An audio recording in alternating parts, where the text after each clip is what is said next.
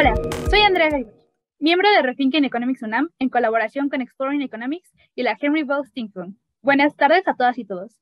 Con el propósito de fomentar un espacio de diálogo en torno al pluralismo de la economía, hoy nos encontramos en nuestra segunda sesión de la serie Desarrollo en América Latina. ¿Qué podemos hacer? Hoy nos acompaña la doctora Mónica Meireles, que nos hablará sobre el pensamiento económico latinoamericano abordando la situación de Brasil y México en la pandemia. Mónica es investigadora en el PUEA y profesora de tiempo completo en la Facultad de Economía de la UNAM. Entre sus áreas de interés se encuentran el desarrollo económico, la historia del pensamiento económico, la economía financiera y política fiscal en América Latina. Les recordamos mantener las cámaras y micrófonos apagados en todo momento. Les pedimos que dejen sus preguntas en el chat y se les hará aviso en cuanto esté habilitado. Adelante, Mónica. Muchísimas gracias, Andrea, y muchas gracias al Rethinking Economics UNAM por la invitación. Yo estoy bastante gustosa de estar esta tarde acercándonos a la Navidad para discutir economía y pensamiento económico latinoamericano y qué hacer en términos de desarrollo económico latinoamericano ahora que estamos en un escenario tan complejo ahí, ¿no? Con una prolongada pandemia, ¿no? Entonces, la verdad que me da mucho gusto estar con ustedes por conocer parte del equipo de Rethinking Economics y las chicas, ¿no? Entonces, yo creo que justamente expresar el pluralismo de las ideas económicas, sin duda, el protagonismo ahí de la visión, del horizonte, del análisis de un economista es fundamental, ¿no? Nosotras que estuvimos exiliadas por tanto tiempo, de poder dar nuestra lectura y nuestra opinión con rarísimas excepciones ahí a lo largo de la historia del pensamiento económico, ¿no? Entonces, yo creo que justamente cuando uno piensa en pluralismo de las ideas económicas, y sobre todo en el campo heterodoxo de la economía, donde la preocupación central es justamente dar una explicación racional para los fenómenos de la economía del mundo real, contar con lugares de visión y de interpretación más amplio y distinto posible, incorporar múltiples visiones, es fundamental para justamente poner en el horizonte de visibilidad cuáles son los fenómenos económicos relevantes, ¿no? Y así seguir enriqueciendo nuestra ciencia. Bueno, dicho lo anterior, voy a empezar a compartir mi presentación. Por favor, nada más, ustedes me digan si sí ya se puede ver, que saben que en tiempos de pandemia la ansiedad digital pasa mucho por eso que no se ve el PowerPoint. Entonces, solo avísenme si ya lo pueden ver, por favor. No se preocupe, ya se puede ver. Perfecto, gracias, Miles, Andrea, de nuevo. Entonces, mira, como también ya Andrea lo había comentado, la presentación que he preparado, entonces aquí el título es el desarrollo en América Latina que podemos hacer, que es justamente la pregunta clave que ustedes nos invitan a reflexionar. Y aquí estoy pensando en el capítulo Brasil, pero a partir de esos lentes analíticos del estructuralismo latinoamericano y de sus derivaciones contemporáneas, ¿no? Entonces, ese fue un poco, la presentación está básicamente dividida en dos grandes partes, una que es una reflexión un poco más teórica, una segunda parte que ahí sí es discutir lo que anda pasando con la economía brasileña, que es la principal economía de la región, ¿no? La principal economía latinoamericana. Entonces, ese Brasil, México, Argentina, siempre están ahí en las tres principales economías, pero Brasil hace rato que ya es la principal economía, entonces podemos dar pie a entender gran parte de las tendencias regionales con el análisis de casos de Brasil y México, ¿no? Entonces, bueno, como les decía, una primera parte que va a ser un poquitín de repaso teórico, donde voy a hablar del pensamiento económico latinoamericano y un poco sobre el estructuralismo, la producción intelectual de la CEPAL originaria ya en los años 50, 60 y 70, y cómo esas ideas rebotaron y tuvieron eco en lo que fue el bosquejo de recuperación del desarrollo con los gobiernos del PT en Brasil, ¿no? Entonces, como se empezó a intentar de alguna forma retomar la noción de desarrollo y hacer política industrial y retomar esa trayectoria en el gobierno de Lula y Dilma, en un debate muy muy de allá, pero que tiene también, así como les decía, ecos aquí en México, en Argentina, que es sobre el neodesarrollismo, social desarrollismo, ¿no? Entonces, fue una experiencia histórica corta, pero importante, porque generó de nuevo la apertura de una serie de discusiones sobre cómo repensar y retomar un sendero de desarrollo tras la crisis de la eterna, tras la apertura económica, comercial y financiera de los 90, ¿no? Entonces, cómo rearticular esa noción y esa idea tan importante para el desarrollo económico social latinoamericano, la discusión en sí misma de desarrollo, ¿no? Luego es una segunda parte que es una historia un poco más detallada de esa historia reciente de Brasil, ¿no? Donde justamente se ensayó ese paréntesis del social desarrollismo, pero con críticas, con problemas estructurales todavía que no habían sido solucionados, ni lo fueron solucionados, ¿no? En el periodo 2003-2016.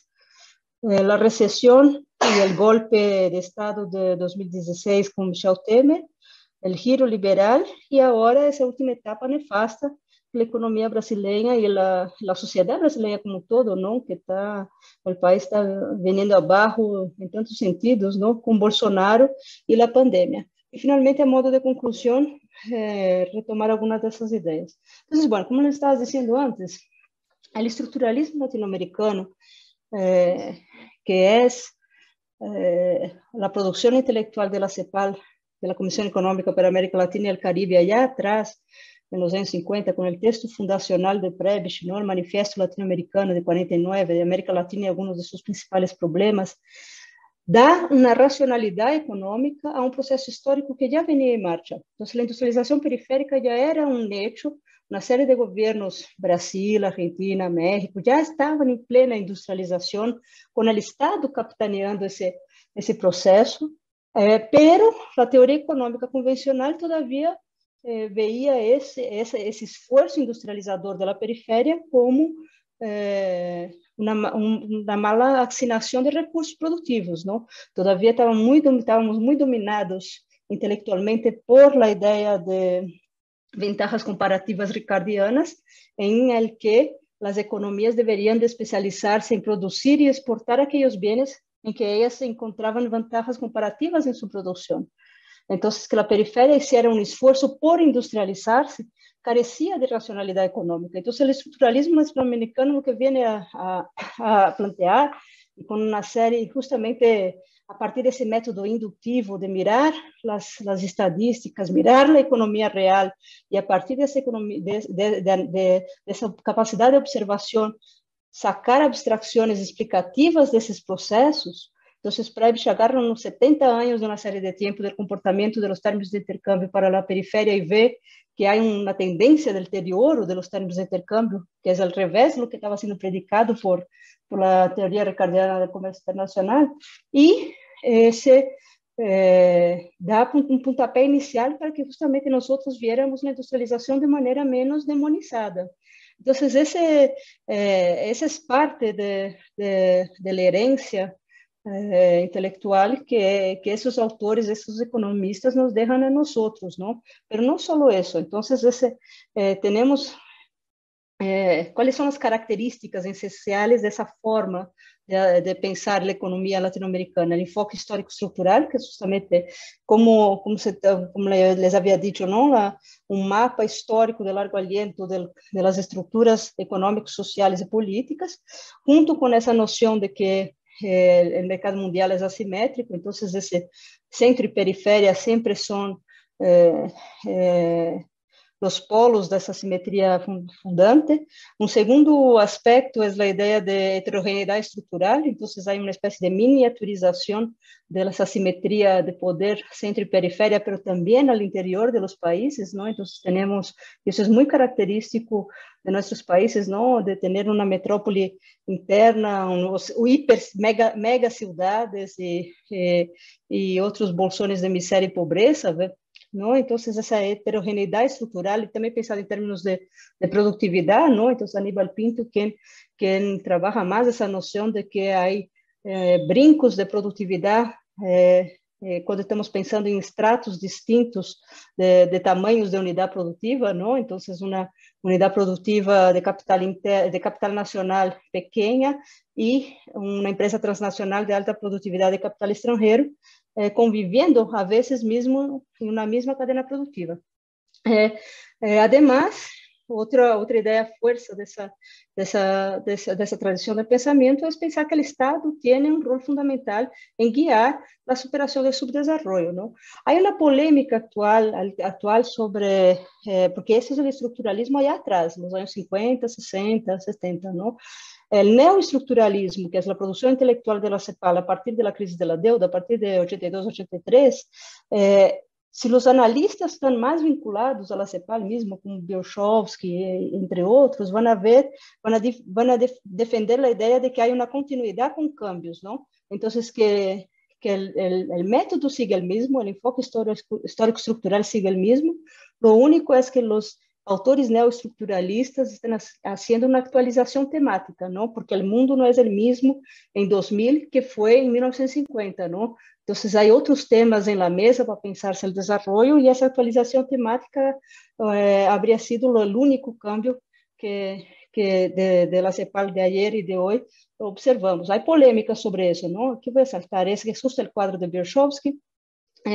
Esse é pensando estruturalista com mais ênfase em estruturalista, que também é esse, não é Chile, mole, pozole, em los estruturalistas. Então,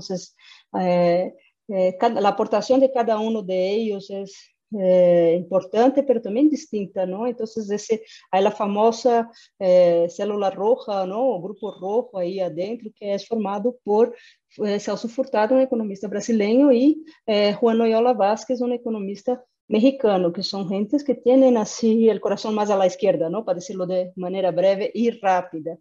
Então, pensando em estruturalismo de Furtado, lo que lo diferencia de los demás, y ahí también, de acuerdo a Biochovsky, también de acuerdo a Mallorquín, justamente el estruturalista que piensa esas tendencias de largo plazo y la reconstrucción histórica con un análisis importante keynesiano marxista incluso, marxista em termos de quando está mirando classes sociais, não, o excedente e a participação em el excedente e a apropriação do excedente por classes sociais em larga duração histórica em suas análises. E enfim, não, então só para que veamos o galã, esse é nosso galã que cumpriu 100 anos de seu natalício no ano passado, Celso Furtado, e que tem todo isso a ver com o desenvolvimento hoje, o desenvolvimento latino-americano hoje, não? Então, como les decía, en ese paréntesis histórico de los gobiernos del PT en Brasil, essas discussões de los años 50 foram reeditadas de maneira muito acalorada, tanto nas universidades como em los círculos de los hacedores de política, não? Então, muita gente, muitos economistas de la Unicamp hicieron parte de los primeros círculos del poder del gobierno del PT, ¿no? Cargos ministeriales, incluso asesorías al presidente Lula directamente.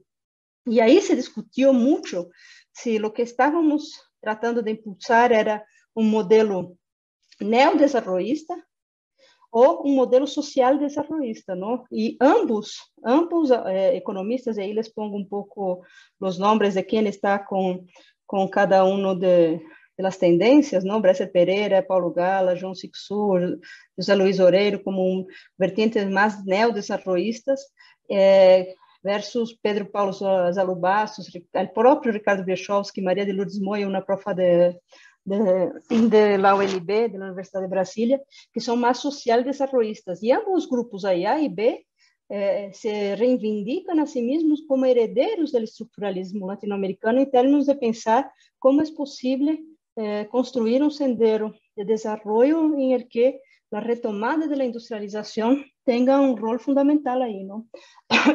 Perdón, pero tienen propuestas distintas, ¿no? El neodesarrollismo, también como es conocido el desarrollismo exportador del sector privado, hace mucha énfasis en lo que es política de corto plazo y ajuste de balanza de pagos, ¿no? Por eso, su preocupación para que tener una tasa de interés de equilíbrio industrial, real de equilíbrio industrial, é o elemento fundamental para que hablemos en retomada de la industrialización.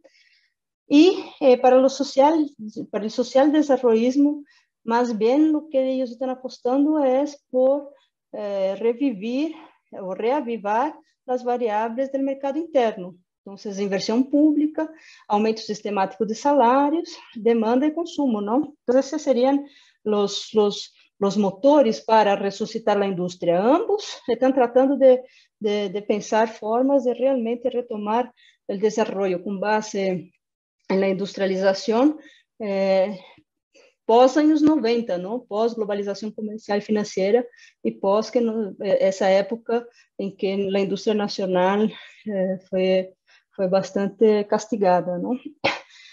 Aqui, esse é um quadro que tomei de Bárbara Fritz, em que ela faz justamente essa comparação entre as três tradições, não? O estruturalismo latino-americano, que é essa espécie de matriz de los debates más contemporáneos sobre el desarrollo en el pensamiento latinoamericano, y aquí nada más estoy poniendo esas dos vertientes, el neodesarrollismo y el social desarrollismo, en términos de metas, objetivos y herramientas, ¿no? Entonces, un poco lo que ya les había dicho anteriormente, con destaque ahí con las diferencias en rojito ahí, ¿no? Entre el social desarrollismo y el neodesarrollismo. Ahora bien, pensando um pouco, já entrando na segunda parte da minha ponência, como na história recente do Brasil, esses debates tiveram um terreno fértil para seguir prosperando, não? Então, podemos, com o PT, em termos de política econômica, podemos ver esse período Lula-Dilma, que é um período bastante curto em tempo cronológico, mas muito vertical e intenso em termos de debate e perspectiva de projeto nacional e de retomada do desenvolvimento.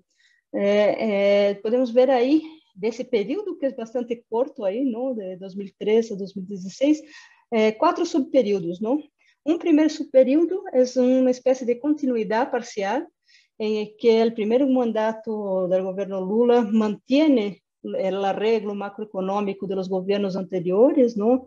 Llamados neoliberales, y yo sé que en México ahora la carga de la palabra neoliberal está toda enloquecida, ¿no? Entonces, pero lo que antes se llamaba neoliberal, entonces se mantiene, hay cierta manutención y continuidad del trípode macroeconómico, régimen de metas de inflación, libre flotación de tipo de cambio y superávit fiscal. Entonces, justamente esa fue cierta concesión que el gobierno del PT hizo en nombre de la gobernabilidad, 4.000 comillas ahí. Un segundo momento en el que ya en el primer mandato de Dilma pudimos avanzar, el gobierno pudo avanzar en ese bosquejo más fuerte de retomada de la industrialización, con lo que se llamó la nueva matriz macroeconómica, o nueva matriz económica, perdón. Entonces, ahí finalmente tuvimos una disminución de la tasa de interés, con participación importante de la banca pública comercial y banca pública de desarrollo, impresionar para abajo la tasa de interés en el sector financiero, intervención activa del Banco Central en el mercado cambiario y a futuros, ¿no? Y finalmente salimos un poco del corsé del corsé de las finanzas públicas, ¿no? El corsé autoimpuesto de las finanzas públicas, entre miles de comillas, sanas, ¿no? Que de sanas no tienen nada, y ahí pudimos aumentar el gasto fiscal, ¿no? Entonces, ese era el paquete, una serie de medidas de política económica por trás dessa construção da nova matriz macroeconômica. Um terceiro momento, e é um momento complexo para quem não acompanha muito de cerca a vida política brasileira, por saúde mental ou por outros interesses, não? Porque acompanhar de cerca a vida política brasileira agora é bastante enlouquecedor. Tuvimos um período em el governo mesmo de Dilma, que quando ela ganha as segundas eleições, empieza seu segundo mandato, as eleições de 2014, e arranca com o primeiro ano de mandato em 2015, ela monta um gabinete meio raro, não? Então, aí está um personagem que se chama Joaquim Levy, que é um Chicago doctor, literalmente, não? Só postdoctorado aí para a Universidade de Chicago nessa linha, y lo pone en Hacienda, ¿no? Entonces parece que hubo un frenazo de pronto en lo que estaba siendo ensayado en términos de políticas para el desarrollo, justamente porque el resultado electoral fue muy apretado, ¿no? Entonces fueron 3.5 puntos percentuales de diferencia entre ella y su contrincante, ¿no? Entonces ahí tuvimos un freno en seco un poco de lo que se estaba ensayando, y ahí ya empezó, a partir de entonces ya empezó la desesperación total. Entonces es cuando realmente pensar el desarrollo brasileño está intrínseca la dimensión política, ¿no? Entonces el descalabro político se empieza a instaurar a partir de ahí. Entonces, a partir de las jornadas de junio de 2013, que fueron unas marchas que empezaron por un motivo y terminaron en algo completamente distinto, ¿no? Empezaron como una protesta muy localizada en São Paulo por el aumento del precio del transporte público, que era un tema municipal estatal, no del gobierno del estado local, y no del gobierno federal, que no tenía nada que ver con la Dilma, y de pronto eso fue tomando un volumen y multitudinario, muy alimentado y maniobrado por una prensa golpista, ¿no? Que alimentó ese clima de anti-PT, anti-Lula, y ese y esa etapa de austeridad. Y finalmente, cuando se empieza a ver que la cosa no iba a terminar bien, como que Dilma remonta su gabinete, y tenemos a Nelson Barbosa, quien es un economista excelente, especialista en temas de política monetaria e inflación, heterodoxo, tiene su doctorado por la The New School, y él es el ministro de Hacienda, pero pobre hombre entró cuando la fiesta ya estaba al final. Entonces, básicamente le tocó defender a Dilma en el proceso de impeachment, ¿no? En las sesiones en el Senado. Entonces, ese fue un poco el balance de de esa historia reciente brasileña.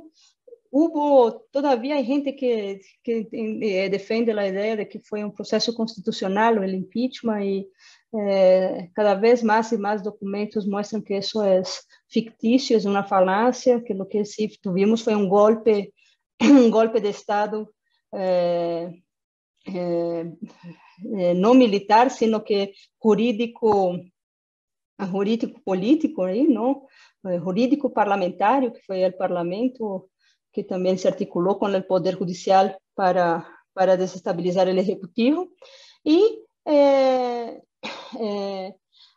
hasta que llega Michel Temer, ¿no? Entonces Michel Temer era el vicepresidente de Dilma, y una alianza toda estapafúrdia, ¿no? Que el PT vino haciendo para justamente en pro de la gobernabilidad, con partidos bastante raros y personajes bastante cuestionables, para poder tener mayoría en el Congreso y así seguir gobernando.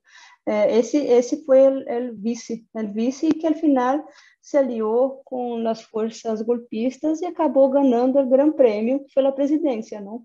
Entonces, sin, sin, sin tener sin pasar por el crivo del proceso electoral, esa gente toda impulsó un programa de gobierno que no fue referendado por elecciones, ¿no? Entonces, es llamado Puente para el Futuro. En aquel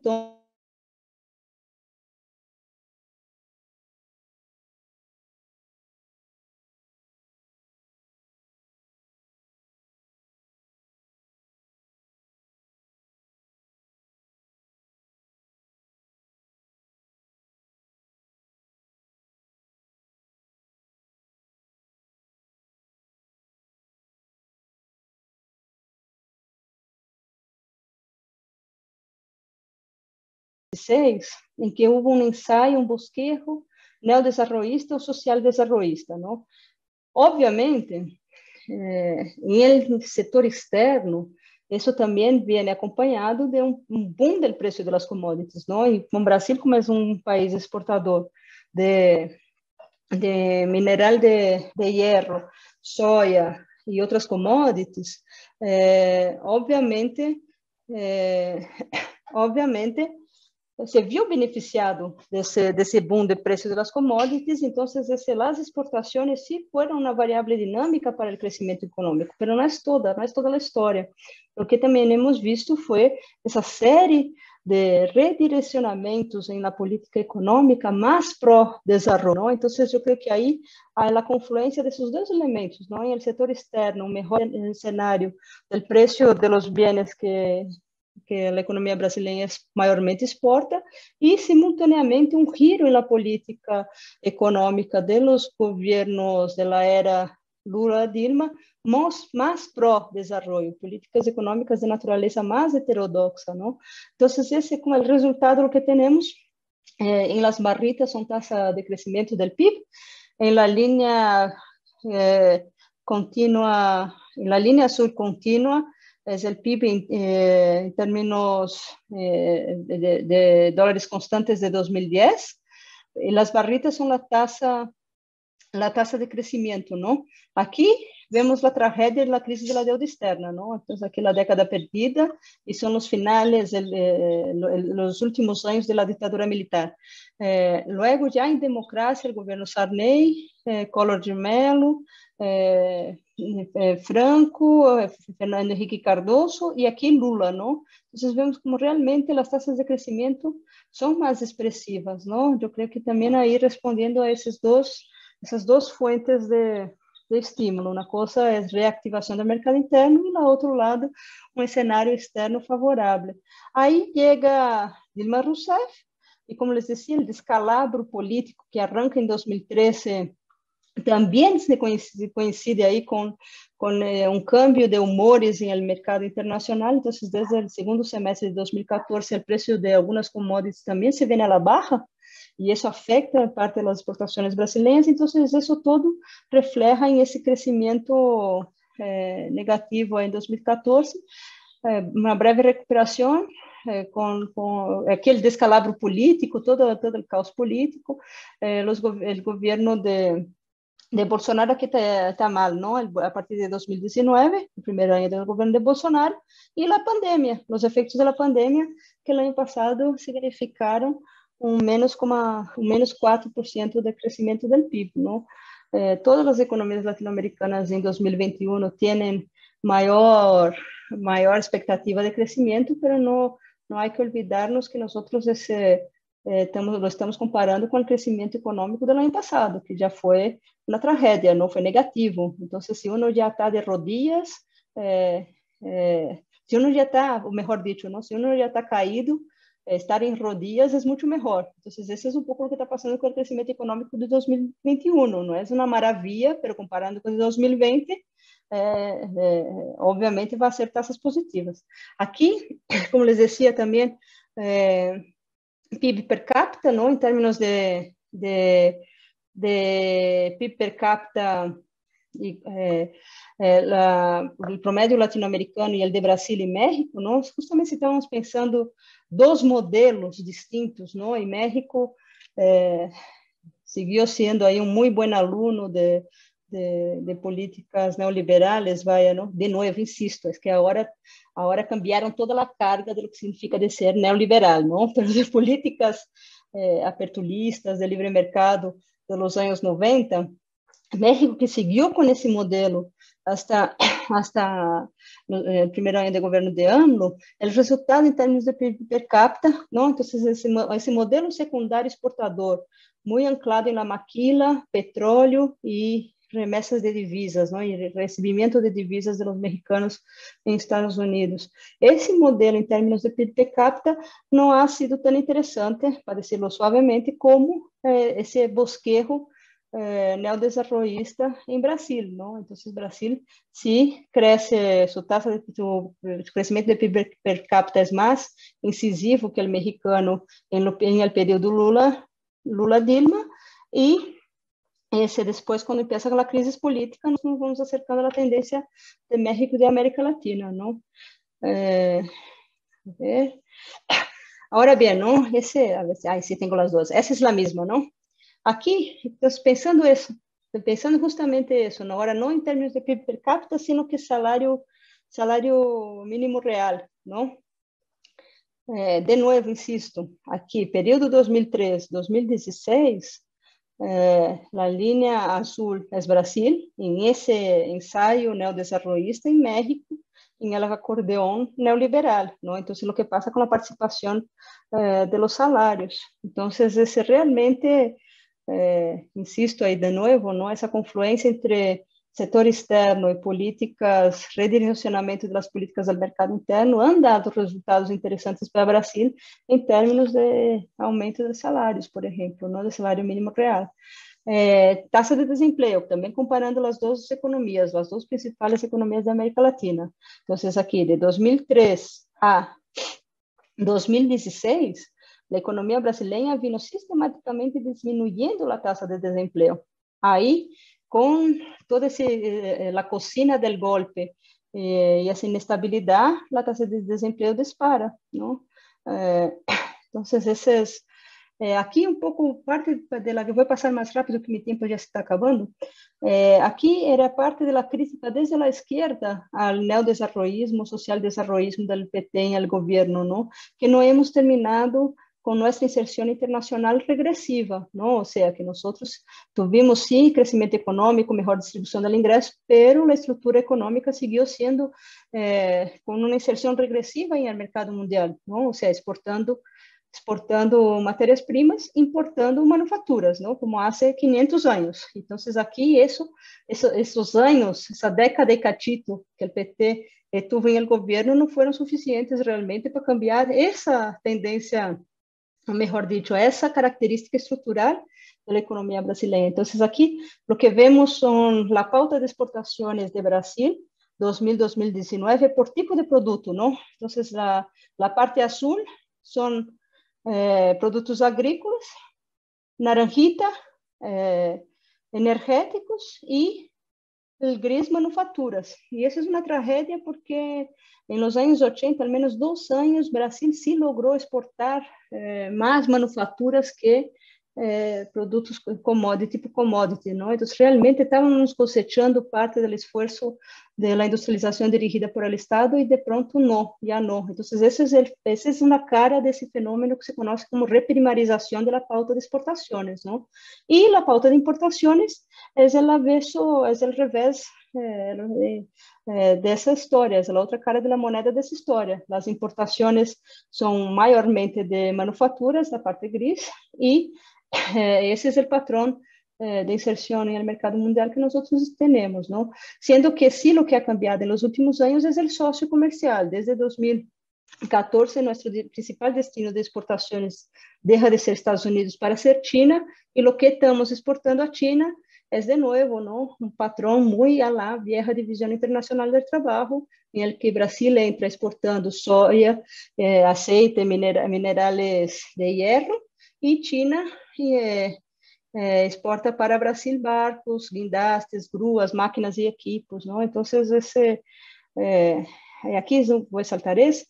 Bueno, y de nuevo, ya para ir cerrando, aquí vemos lo que significó em termos de distribuição do ingresso, esse ensaio neodesarrollista com os governos do PT, salimos de um Gini, ou seja, não estou dizendo que o Gini ahorita seja uma maravilha, nem muito menos, não? Ou seja, nós sabemos que a marca de nossas economias, o tatuaje de nascimento que levamos é a desigualdade, não? Brasil e México têm essa feia cicatriz de nascimento, não?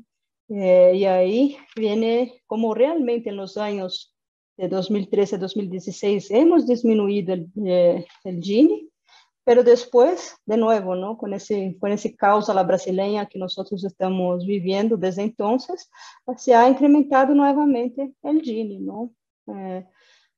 Ya se ha aumentado la concentración del ingreso y la pandemia solo vino a acelerar esa tendencia. Aquí lo mismo en términos de pobreza, ¿no? Entonces hemos disminuido de manera bastante incisiva a pobreza em esses anos, e agora esse combate à pobreza se ha estancado e a pandemia se ha agudizado. No Brasil havia salido do mapa del hambre e regressamos ao mapa del hambre, não? Então, esse Teresa Campelo, quem foi ministra del Desarrollo Social del gobierno de Lula y también de Dilma, pasó por ahí en 3 mandatos presidenciales, ella fue la ministra. Ella ha escrito mucho de esa perversidad del retroceso en términos de los indicadores sociales que Brasil ha estado teniendo desde Temer, agravado por el genocida y loco de Bolsonaro y ahora en la pandemia, ¿no? Ahora bien, entonces eso, ha llegado el virus. Aquí já está desatualizado, não? Isso foi de julho do ano passado, mas em termos de qual é o efeito da pandemia na economia brasileira, não? Então, aí já está desatualizado, les digo, não? Que se espera que um aumento de 2 pontos percentuais na pobreza, em la tasa de desempleo, em la pobreza. Se teníamos esse 19,4% da população em situação de pobreza, a expectativa já em julho, não, para julho do ano passado, seria de 26, 27% da população abaixo da linha da pobreza. Então, esse é todo o esforço perdido de 12, 13 anos de políticas sociais e políticas de inclusão social que agora desaparecem, não? E esse é um pouco o esforço fiscal, o margem, o esforço fiscal que os governos selecionados han hecho para hacer frente ou mitigar os efeitos econômicos negativos da pandemia, ¿no? Entonces, lo que el gobierno brasileño ya, y con Bolsonaro, y no por la buena voluntad de Bolsonaro, sino que por la presión de la Cámara de Diputados, fue dar un auxilio emergencial, que luego él cortó por la mitad, e isso representou 4,6% do PIB, só de esforços fiscais contra a pandemia, e já é sabido, vocês sabem melhor que eu, como o governo americano foi muito tímido em termos de fazer frente e armar uma política fiscal agressiva para mitigar os efeitos econômicos negativos da pandemia. Aqui, já vou saltar isso só para centrar-me em Brasil. O dia de hoje, muertes por el COVID, mejor dicho, el día de ayer, ¿no? 618,000 brasileños han perdido la vida del COVID. La vacunación, la estrategia de vacunación ha mejorando en los últimos meses, pero por esfuerzo de los gobiernos estatales, ¿no? Del gobierno federal. Y eso solo nos lleva a pensar de nuevo, ¿no? O sea, tenemos temas todavía en abiertos, ¿no? Los gobiernos progresistas del Cono Sur pudieron dar margem em que nós regressáramos a falar em políticas de desenvolvimento e ojalá agora as eleições recentes de Xiomara em Honduras e de Gabriel Boric em Chile nos permitam de novo pensar estratégias de desenvolvimento para a região e falar em el debate público sobre essas estratégias de desenvolvimento e pelo que também a pandemia pone revela é que em el caso brasileiro as coisas se complicaram muitíssimo, não? Então, nós agora estamos muito ansiosos por as eleições presidenciais do próximo ano, se não vão fazer nenhuma maniobra de bastidores, como fizeram em las eleições anteriores, não? Que sacaram a Lula, não deixaram que Lula fosse candidato de maneira muito ilegal, não? E pouco democrática, e cada vez menos há clima para o impeachment, não? Então, eu creio que mais bem nos toca esperar as eleições do próximo ano e, mientras Brasil siga em essa nube, em esse festival e essa nube de desgraças, é difícil realmente ter outro faro com esse tamanho dessa economia e da potência do país como possibilidade alternativa do desenvolvimento na América Latina. Muchas gracias por su atención.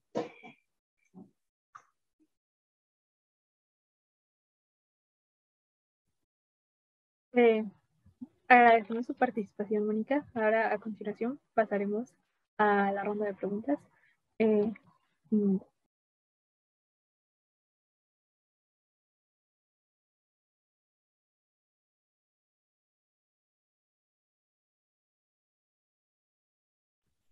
Bien, como primera pregunta que vino surgiendo a lo largo de su ponencia sería, ¿cuáles fueron los estragos de la la privatización del sector salud ante la crisis ocasionada por COVID-19. Excelente, gracias, André. Entonces, ese es un buen tema de discusión, porque justamente el Sistema Único de Salud, desde el SUS en Brasil, fue o sea, sí fue castigado en los años neoliberales, pero no fue asesinado, ¿no? Entonces, ese sí se mantuvo. Entonces, es justamente contar con la red del SUS posibilitó que en algunos estados fuera más acelerada la estrategia de vacunación y de atendimiento de algunos sectores, pero aún así estamos en una tragedia, ¿no? O sea, por donde se vea, hubo pérdidas innecesarias de vidas de brasileños por, por pura ineficácia do manejo público da crise sanitária, não? De um lado, sim, tivemos o SUS, que cumprindo seu rol histórico e seus funcionários, servidores, trabalhadores, logrando sacar água de pedra aí para que a tragédia não fosse aún maior. E do outro lado, esse completo como se diz, ineficácia do manejo da crise por parte dos governantes, não? Então, é muito suave. Decir ineficácia é pouco, é responsabilidade e genocídio, não? Na estratégia, um presidente negacionista que hizo medidas inconcebíveis durante está e sigue haciendo, não? Medidas inconcebíveis. Estamos em plena CPI, uma comissão parlamentar de inquérito para ver o mal manejo da crise por parte do governo, incluso corrupção, não? Ou seja, que compraram umas vacinas que não existem, índias, de Índia, e pura propina e pura corrupção por abaixo, não? Jugando com as vidas da população mais vulnerável aí para engordar seus bolsillos. E aí está metido nos hijos de Bolsonaro e a cúpula do Ministério de Saúde do governo Bolsonaro, não? Então, é criminal, manejo criminal. Então, de um lado, temos o SUS e o Sistema Público de Saúde com servidores públicos concursados, não? Que também há uma cruzada em contra o funcionalismo público com esse discurso pseudo-liberal, pero foi um funcionário público de carreira quem pudo denunciar toda essa trança que estava nascendo com as compras de vacuna e que retrasou tremendamente a estratégia de vacunação nacional. Não um escândalo e a ver que sale daí. Muchas gracias. Pasaremos a darle la palabra a Saraí Cruz. Adelante y también si gustan preguntar algo a micrófono abierto al Senado.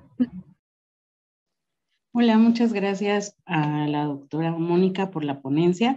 Y pues la pregunta que tengo es directamente, ¿qué influencia tendría el papel del crédito respecto a las políticas de desarrollo que se requieren para enfrentar pues los estragos que ya venimos arrastrando en las políticas neoliberales, como lo vimos en la presentación, pero también para hacerle frente a esta cuestión de la pandemia? Gracias. Muchas gracias, Saraí. ¿Puedo contestar, André? Adelante. Sí. Gracias. Bueno, gracias, Saraí, qué gusto escucharte. Justo con Karen, antes de empezar, estábamos diciendo que hacía un montón que no te veíamos y nada, ¿no? Que se extraña una buena plática con ustedes, chicas. Y en la cuestión del crédito, yo creo que sobre todo hay un librito de un profe, en 68 vino a México, un profe de Yale, si no me equivoco, que es Goldsmith, y vino a hacer un estudio sobre banca de desarrollo y crecimiento económico, ¿no? Disponibilidad de crédito, crecimiento económico y desarrollo. Y justamente vino a México a estudiar la concatenación de sus actores, ¿no? Y es un libro bien interesante, incluso saca un modelito econométrico ahí el señor. Entonces, yo creo que él también viene muy inspirado en esa noción de que realmente la disponibilidad de crédito es una es un condicionante para que exista la inversión productiva, la innovación tecnológica y el desarrollo, ¿no? Entonces, ¿cómo está dispuesto y estructurado tu sector financiero? ¿Cómo son las condiciones del acceso al crédito que el empresariado nacional se encuentra o no? Eso va a determinar en gran parte, o al menos enmarcar las condiciones en que la inversión productiva se da, ¿no? Entonces, en países que tienen tasas de interés obscenas, como es el caso brasileño, ¿no? Que los títulos de la deuda pública pagan unas tasas de interés anual altísimas, obviamente que uno piensa 3, 4 veces antes de dar calce a un proyecto de inversión productiva o comprar títulos del gobierno, sentar sobre su sillón y ver Netflix y que un año pase y morder una super rentabilidad, ¿no? Entonces, la tasa de interés sí es un indicador como están las condiciones del crédito y que, enfim, como essas empresas se estão financiando, não? Entonces, uno agarra, el caso mexicano, ¿no? Uno agarra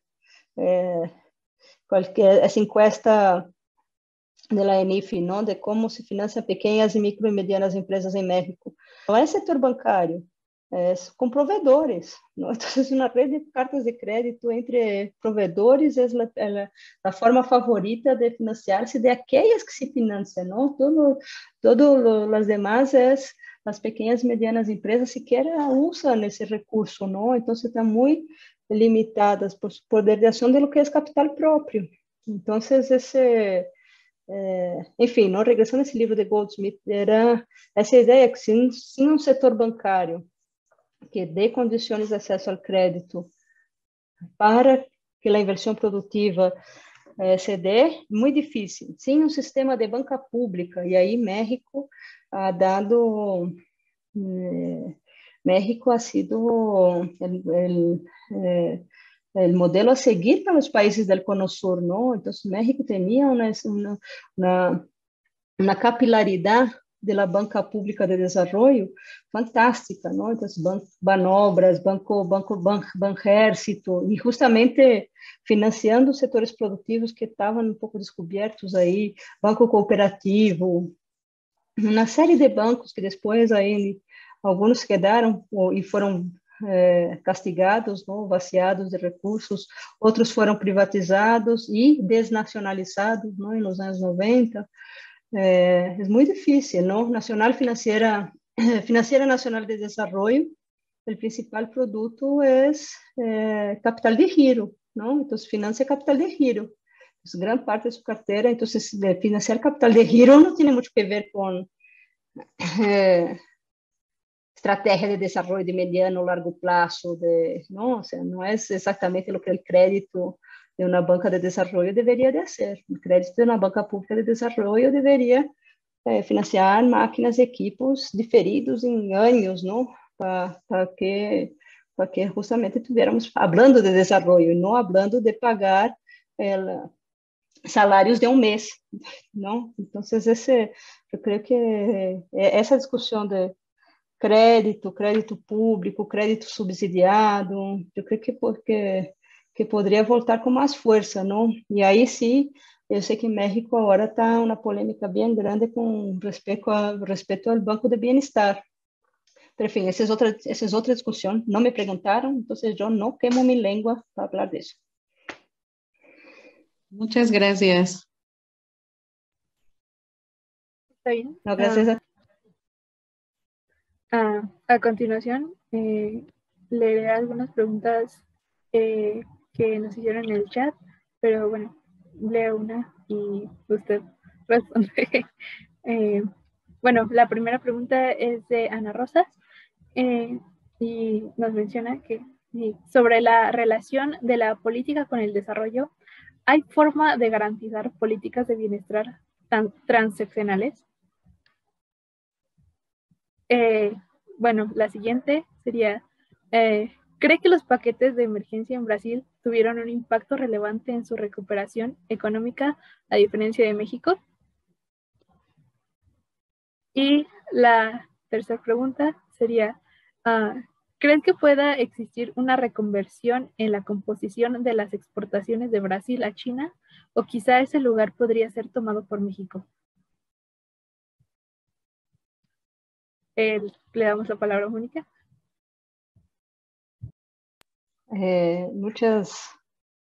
Muchas gracias, Ana y Karen, por las preguntas con relación a lo que nos dice Ana, que es justamente esa percepción de que hay un desencuentro, ¿no?, entre ciclo político y las necesidades de discutir desarrollo, ¿no? Entonces, el ciclo político tiene cierta periodicidad y cuando uno habla de desarrollo económico está implícito que necesitamos más tiempo, ¿no? Es algo de mediano o largo plazo, ¿no? Es en 6 años en el caso de México, 4 años en el caso de Brasil, que es el ciclo político, que se va a resolver, se va a arreglar algo, ¿no?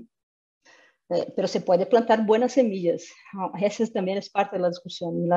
La cosa, un poco lo que los neodesarrollistas dicen mucho, es la necesidad de reconstrucción de cierta alianza de clases, ¿no?, de cierto denominador común entre clases que están en el espectro distante en el panorama político, pero no son no reconciliables, ¿no? O sea, que se puede construir cierto denominador común en democracia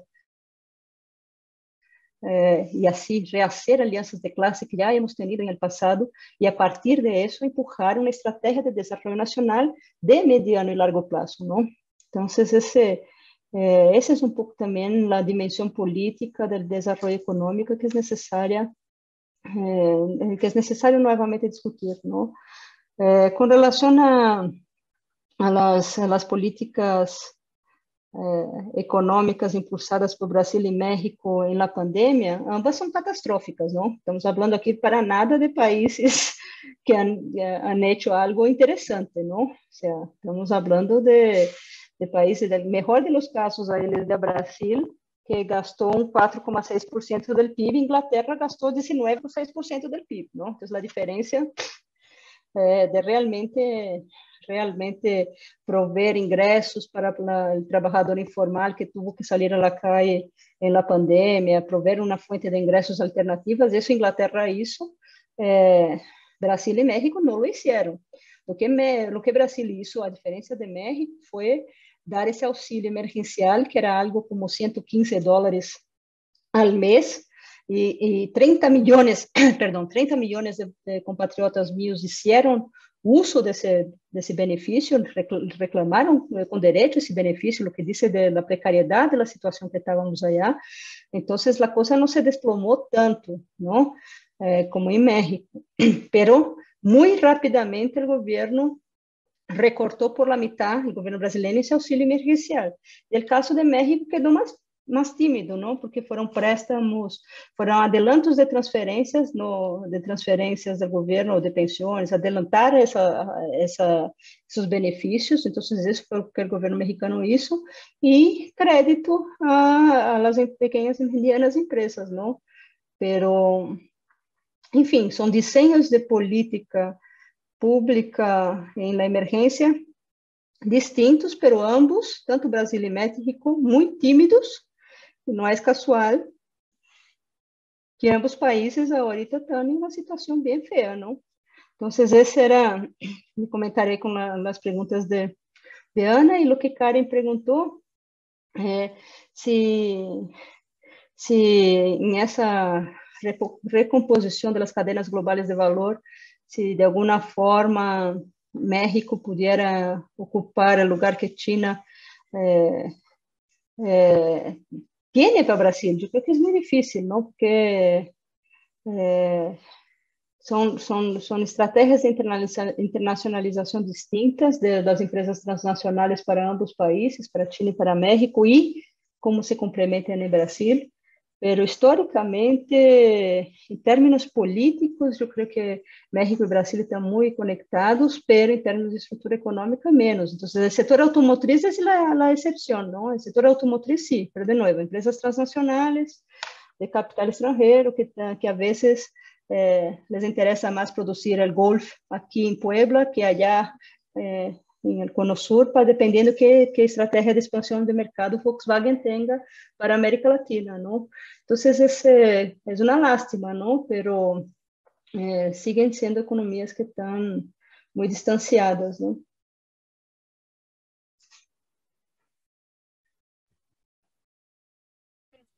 Perfecto, creo que con esto damos cierre a nuestra segunda sesión de nuestra serie Desarrollo en América Latina, ¿qué podemos hacer? Así que agradecemos la asistencia de nuestra ponente Mónica y a nuestro público en general, también al apoyo y colaboración de Exploring Economics y la Heinrich Böll Stiftung.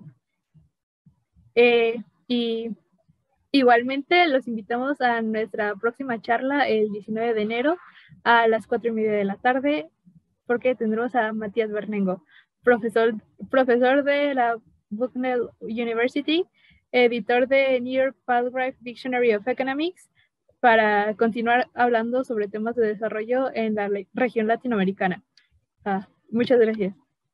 Muchas gracias. Bonita tarde. Gracias a todos. Igualmente. Bye, bye.